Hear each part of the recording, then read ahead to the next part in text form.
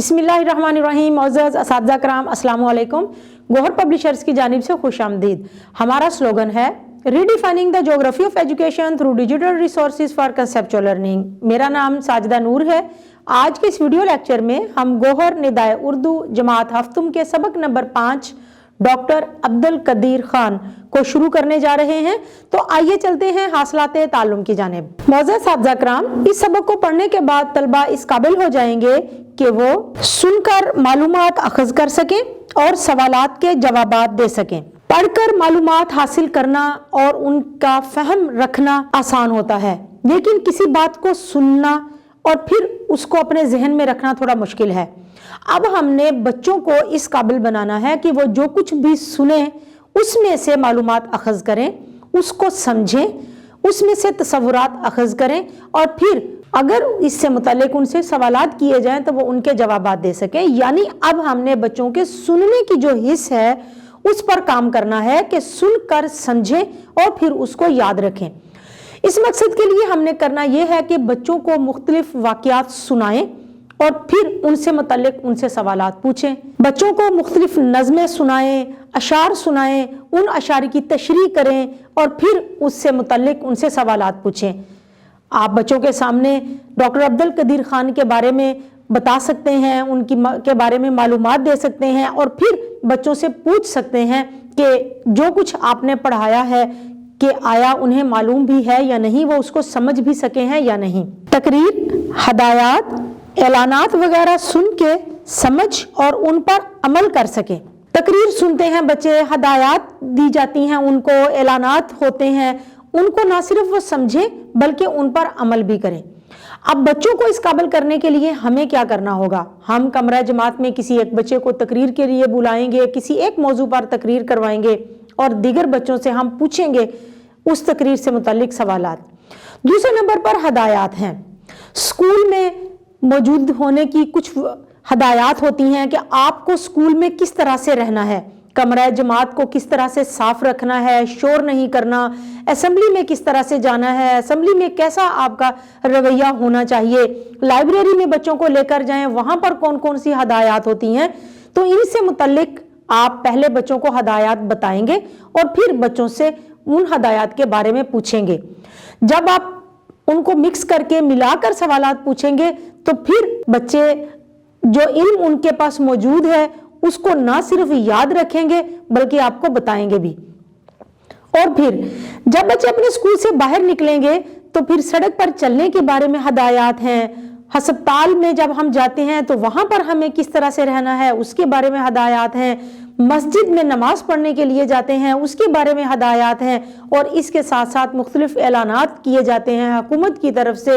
तो बच्चे इन हदायत और ऐलानात को ना सिर्फ सुनकर समझ सकें बल्कि उन पर अमल भी करें।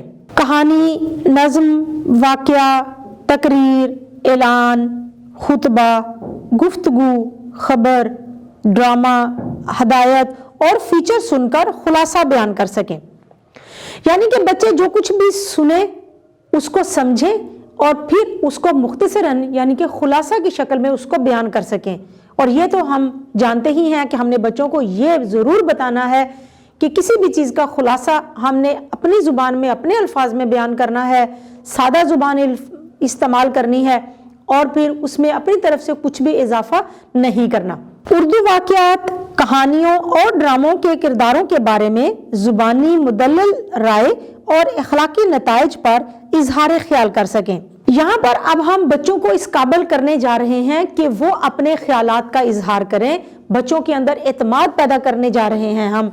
तो बच्चों को जब भी कोई कहानी पढ़ने के लिए देनी है, बच्चों ने कोई ड्रामा अगर देखा है, कोई फीचर पढ़ा है, तो उसके जो किरदार हैं उन पर दलाइल देकर बातचीत कर सके कि अगर कोई किरदार अच्छा है, उसके अंदर जो अच्छाइयाँ हैं वो आपको पसंद हैं तो क्यों पसंद हैं, दलाइल से इसकी वजाहत करें। और फिर उनके इखलाकी सबक के बारे में, कहानी के इख्तिताम पर जो इखलाकी सबक है, कोई ड्रामा अगर देखा है तो उसके इख्तिताम पर जो सबक हासिल हुआ है उसके बारे में अपनी राय दे सकें, अपना इजहार ख्याल कर सकें। तो इसके लिए जब भी बच्चों को कोई कहानी पढ़ने के लिए दें جب کوئی ڈرامہ بچے دیکھیں تو ان کے ساتھ اس بارے میں ضرور بات کریں. جب آپ بات کریں گے تو وہ اس قابل ہو جائیں گے کہ وہ جب کبھی بھی جہاں کہیں بھی ضرورت پڑے گی وہ اپنے خیالات کا مدلل انداز میں اظہار خیال ضرور کریں گے. تقریر سن کر موضوع مواد کے حوالے سے رائے دے سکیں.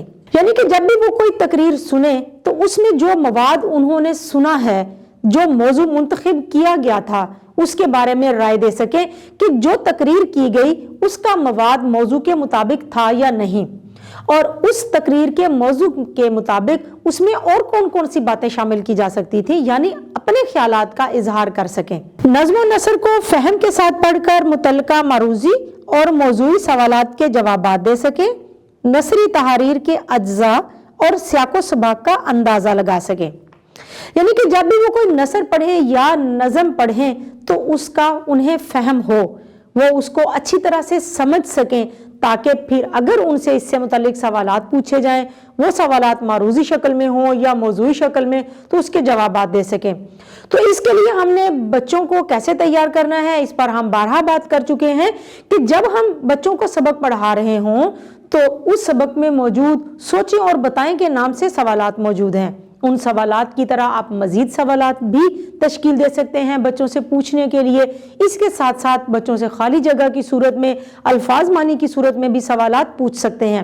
نثری تحریر میں امتیاز کر سکیں اور اس کے اجزاء اور سیاق و سباق کا اندازہ لگا سکیں. یعنی کہ ان کو آپ سبق میں سے کوئی تحریر دیں تشریح کرنے کے لیے، سلیس کرنے کے لیے، تو وہ جان سکیں کہ یہ تحریر نثر میں سے، سبق میں سے کہاں سے لی گئی ہے اور اس سے پہلے اور بعد میں کیا باتیں کی گئی ہیں. یعنی اس سبق کا خلاصہ مختصراً انہیں معلوم ہونا چاہیے. تو اس کے لیے ہم نے بچوں کو جب تیار کرنا ہے تو ہم بچوں کو جب یہ سبق پڑھا رہے ہیں تو بچوں سے وقتاً فوقتاً ہم نے کوئی ایک جملہ، کوئی ایک عبارت پڑھ کر بچوں سے پوچھنا ہے کہ اس کا مفہوم واضح کریں. تو اس طرح سے بچے اس قابل ہو جائیں گے کہ پورا سبق پڑھنے کے بعد اگر آپ ان میں سے کچھ جملے، کچھ عبارتیں ان کو دیں گے پہچاننے کے لیے، اس کے اجزاء معلوم کرنے کے لیے آپ انہیں کہیں گے، تو بچے اس قابل ہو جائیں گے کہ وہ اچھے انداز میں آپ کو جواب دے سکیں. نظم و نثر کو منشا اور مقصد کے حوالے سے سمجھ کر درست اتار چڑھاؤ اور روانی سے پڑھ سکیں. نظم اور نثر کہ لکھے جانے کا کوئی نہ کوئی مقصد ضرور ہوتا ہے، اور جب اس مقصد کو مد نظر رکھ کر پڑھا جائے تو زیادہ مزہ آتا ہے. بچوں کو اس کی اہمیت کے بارے میں ضرور بتائیں. تو جب بھی بچوں کو کچھ پڑھائیں، بچوں کو اس نظریہ کے ساتھ پڑھائیں کہ انہوں نے اس نظم یا نثر کے منشا اور مقصد کو سامنے رکھ کر روانی کے ساتھ، درست تلفظ کے ساتھ اس کو پڑھنا ہے. درست تلفظ کے لیے پہلے آپ نمونے کے طور پر خود بلند خوانی کریں گے. وائٹ بورڈ پر آپ مشکل الفاظ لکھیں گے جن کا تلفظ مشکل ہے، پھر ان بچوں سے بلند خوانی کروائیں گے جن کی بلند خوانی یا جن کے پڑھنے میں روانی ہے، اور پھر آخر میں ان بچوں سے پڑھوانا نہ بھولیے گا جن کے بارے میں آپ کو پتا ہے کہ وہ بچے درست تلفظ کے ساتھ پڑھتے ہوئے تھوڑا مشکل کا شکار ہو جاتے ہیں. نثر سن پڑھ کر خلاصہ تحریر کر سکیں. کوئی بھی اقتباس چاہے وہ سنیں یا پڑھیں تو اس کا خلاصہ لکھ سکیں، اس کا خلاصہ اپنے الفاظ میں بتا سکیں کہ اس نثر میں ہم نے کیا پڑھا، کیا سنا. اپنی طرف سے کوئی الفاظ اس میں شامل نہیں کرنے، بلکہ جس ترتیب کے ساتھ اس میں واقعات یا جو باتیں کی گئی ہیں اسی ترتیب کے ساتھ باتوں کو مختصراً بیان کرنا ہے. اخبارات، جرائد یا کتب سے املا کو صحت اور رفتار کے ساتھ لکھ سکیں. بچے اپنی کتاب میں دیے گئے سبق کی املا تو آسانی سے لکھ لیتے ہیں، لیکن مختلف اخبارات، جرائد اور رسالوں میں سے جب ان کو املا لکھوائی جائے گی تو وہ تھوڑا مشکل میں آئیں گے. تو بچوں کو اس قابل کرنے کے لیے ہم نے یہ کرنا ہے کہ ہم نے مختلف اخبارات میں سے، رسائل اور جرائد میں سے املا کے لیے کوئی اقتباس لینا ہے، مشکل الفاظ لینے ہیں اور پھر ان کی بچوں کو املا کروانی ہے. جتنی زیادہ مشق کروائیں گے اتنا ہی زیادہ وہ روانی کے ساتھ درست املا لکھنے کے قابل ہو سکیں گے. فعل ماضی کی اقسام کو پہچان کے استعمال کر سکیں. بچوں کو فعل ماضی کی اقسام ہم نے بتانی ہے اور پھر ان کی مثالیں دینی ہے تاکہ بچے اس قابل ہو جائیں کہ نہ صرف ان کی اقسام کو پہچان سکیں بلکہ ان کے مطابق خود سے جملے بھی بنا سکیں. تو اس کے لیے ہم نے بچوں کو زیادہ سے زیادہ مشق کروانی ہے.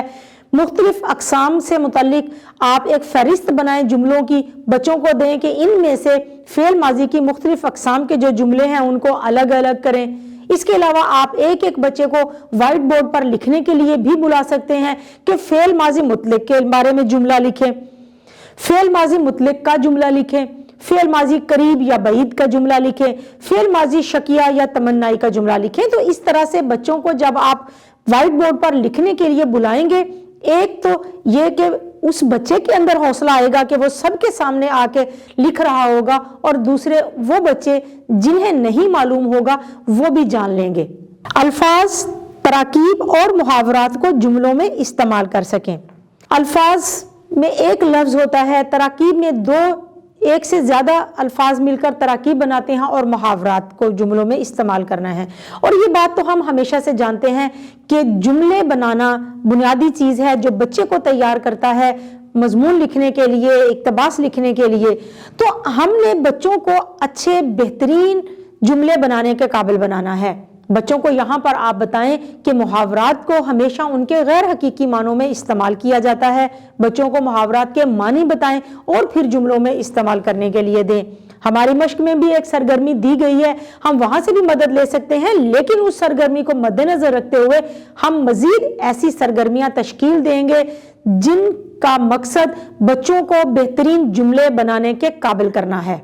अल्फाज का तलफ़्फ़ुज़ समझते हुए दुरुस्त आराब लगा सकें। अल्फाज का तलफ़्फ़ुज़ तभी समझ में आता है जब बच्चों को पता होगा कि आराब किस तरह से लगाने हैं।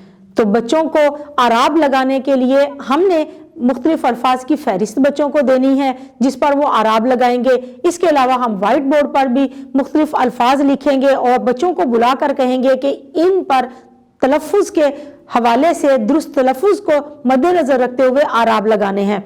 तो जितनी ज़्यादा मश्क करवाएंगे उतना ही बच्चों का ताल्लुम पुख्ता होगा। तो हमने ज़्यादा से ज़्यादा मश्क करवानी है बच्चों को।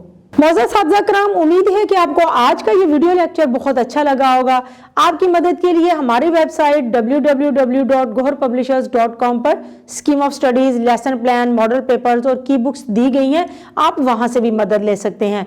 इंशाल्लाह अगली वीडियो में अगले लेक्चर के साथ फिर मिलेंगे। तब तक के लिए अल्लाह हाफिज़।